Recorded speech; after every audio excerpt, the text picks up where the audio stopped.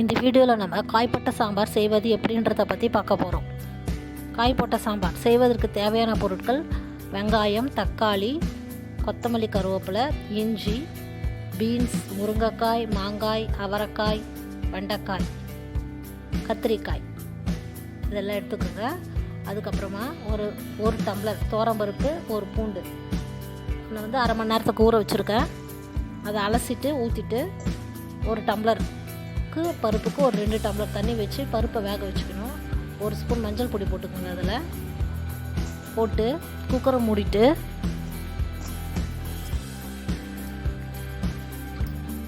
ஒரு 4 விசில் வர வரைக்கும் வேக வச்சுக்கோங்க.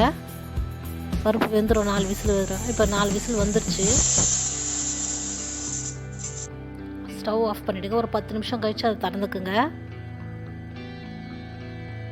சூடு ஆறுனதை தரங்க.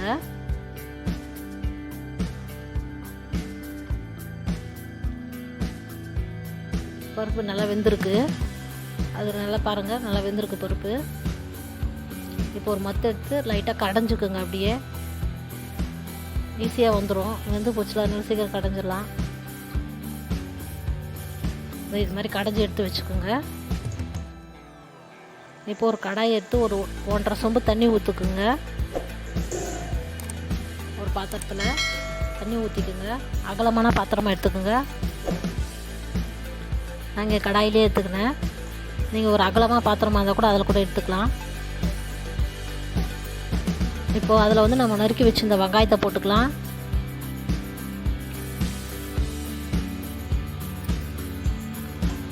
அதுக்கப்புறம் அது கூட வெங்காயத்து கூட கத்திரிக்காய் வந்து நான் நீல வாக்கில் அரிஞ்சிருக்கேன். இங்கே அரிஞ்சு போட்டிருக்கேன். அதே மாதிரி போட்டுக்கோங்க, நல்லாயிருக்கும் சாம்பாருக்கு. அப்புறம் கத்திரிக்காய் போட்டு முடித்த உடனே பீன்ஸ் போட்டுக்கோங்க. மீடியம் சைஸில் அரிஞ்சு போட்டுக்கோங்க பீன்ஸு. அவரைக்காய் அரிஞ்சுக்குங்க, அதையும் போட்டுக்கோங்க.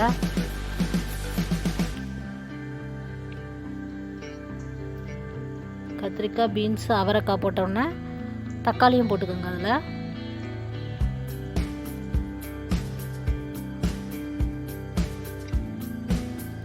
எல்லா காயும் போட்டாச்சு ஓரளவுக்கு. இப்போ வந்து தேவையான அளவு உப்பு போட்டுக்கோங்க. போட்டு 2 ஸ்பூன் மிளகாய்த்தூள் போட்டுக்கோங்க. உங்களுக்கு காரம் வேணுன்னா ஒரு கொஞ்சம் அதிகமாக போட்டுக்கோங்க, இல்லைனா இதுவே போதும். நல்லா கலரி விட்ருங்க.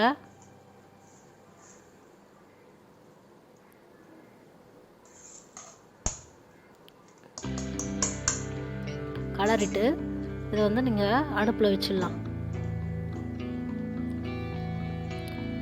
இப்போ அதை நல்லா கொதிக்க விடுங்க, வேகட்டும். அதுக்குள்ளே வந்து கொஞ்சமாக புளியை வச்சு, ஏன்னா மாங்காய் போட்டுக்கிறதுனால கொஞ்சம் புளி இருந்தால் போதும். இந்த சைஸ் புளி எடுத்து ஊற வச்சுக்கோங்க.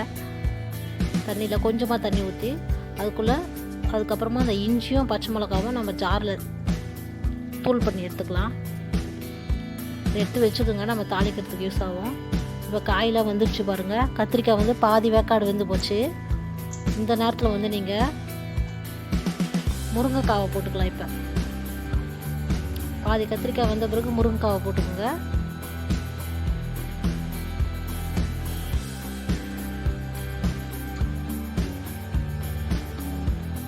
அதை போட்டு நல்லா கலரி விட்ருக்குங்க. அதுக்குள்ளே நம்ம வந்து வெண்டைக்காவை வதக்கி வச்சுக்கலாம் எண்ணெய் ஊற்றி. ஏன்னா அது எண்ணெயில் போட்டால் தண்ணியில் அப்படியே போட்டால் பிசுன்னு இருக்கும். அதனால் எண்ணெயில் கொஞ்சம் வதக்கி வச்சுக்கோங்க. அது அப்படியே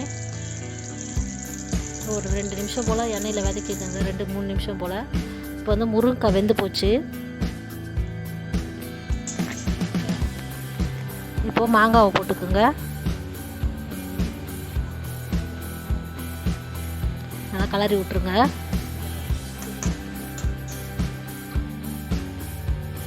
இப்போ வந்து மாங்காய் வெந்து போச்சு பாதி.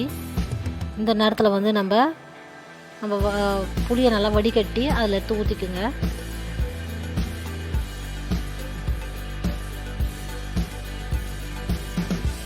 ஊற்றிட்டு ஒரு கலக்கி விட்ருங்க. கொதிக்கிட்டோம். இப்போ நம்ம வேக வச்சுருந்த இந்த வெண்டைக்காவை எண்ணெயில் வதக்கி வச்சுருந்தாலும் அதையும் எடுத்து போட்டுக்கலாம். இப்போது போட்டு ஒரு கலர் விட்ருங்க. கொதிக்கிட்டோம். கலர் கலரி விட்டு அதுக்கப்புறம் நம்ம கடைஞ்சி வச்சுருந்தோம்ல பருப்பு, அதை எடுத்து இப்போ ஊற்றிக்கலாம். நம்ம ஊற்றி கொஞ்சம் லைட்டாக தண்ணி கலக்கி ஊற்றிக்கோங்க பருப்பில். ரொம்ப ஊற்றிடாதீங்க, கொஞ்சமாக போதும். அதை நல்லா கலரி விட்ருங்க.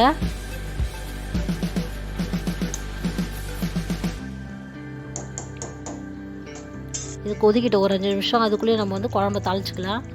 எண்ணெயை கடாயில் ஊற்றி காஞ்ச பிறகு கடுகு போட்டுக்கோங்க.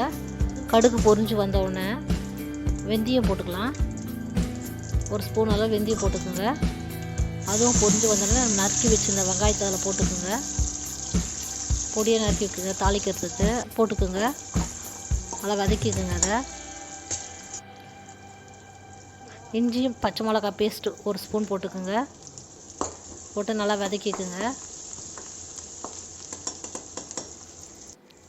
இந்த எண்ணெயிலே கொஞ்சம் பெருங்காயத்தூள் ஒரு ஸ்பூன் அளவு போட்டுக்குங்க. போட்டு வதக்கிக்குங்க. இப்போ பாருங்கள், குழம்பு நல்லா கொச்சி வந்துருச்சு. எல்லா காயும் வெந்து போச்சு. மாங்காவும் வெந்துருச்சு.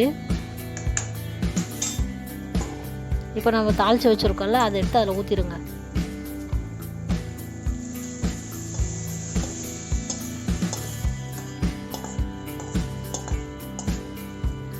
ஊற்றிட்டிங்களா? இப்போ வந்து கொத்தமல்லி கருவேப்பிலை பொடியை நறுக்கி க்ளீன் பண்ணி வச்சுக்கோங்க. அதை எடுத்து இப்போ போட்டுக்கோங்க.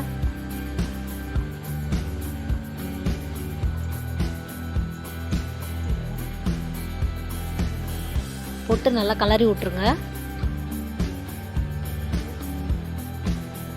கலரி விட்டுட்டு இதை ஒரு பாத்திரத்தில் எடுத்து ஊற்றிக்குங்க. இப்போ காய் போட்ட சாம்பார் ரெடி ஆயிடுச்சு. இந்த வீடியோ பிடிச்சிருந்தா லைக் பண்ணுங்கள், ஷேர் பண்ணுங்கள், சப்ஸ்கிரைப் பண்ணுங்கள். மறக்காமல் பெல் ஐக்கானை கிளிக் பண்ணுங்கள்.